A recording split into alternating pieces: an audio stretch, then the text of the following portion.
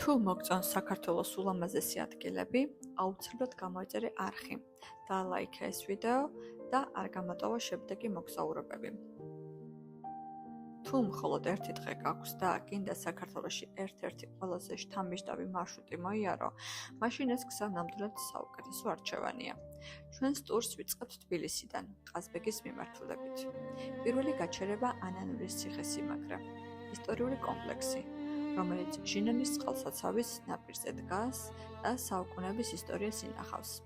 ეს ერთ-ერთი ყველაზე ფოტოგენური ადგილია საქართველოში.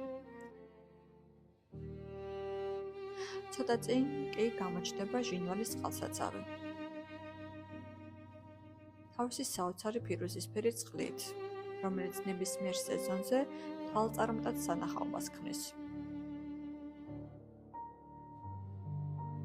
შემდეგ გავდივართ გუდაურის გადასახეთთან, რომელსაც ხშირად მეგობრობის მონუმენტსაც უწოდებენ. აქედან კავკასიონის მთების პანორამული ხედები ნამდვილად დაუვიწყარია.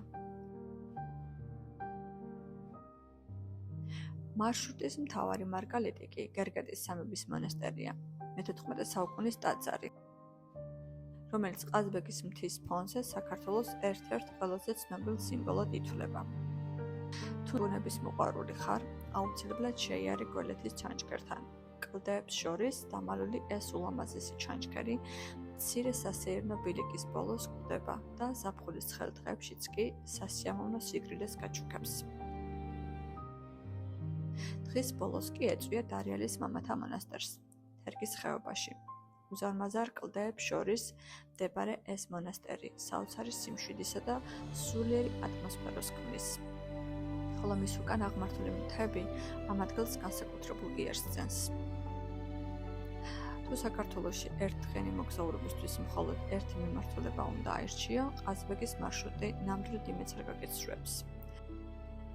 თუ ვიდეო მოგეწონა, დაალაიქე, გამოიწერე არხი და კომენტარებში დაწერე შენთვის საქართველოს რომელი მხარეა ნომერ პირველი და რატომ.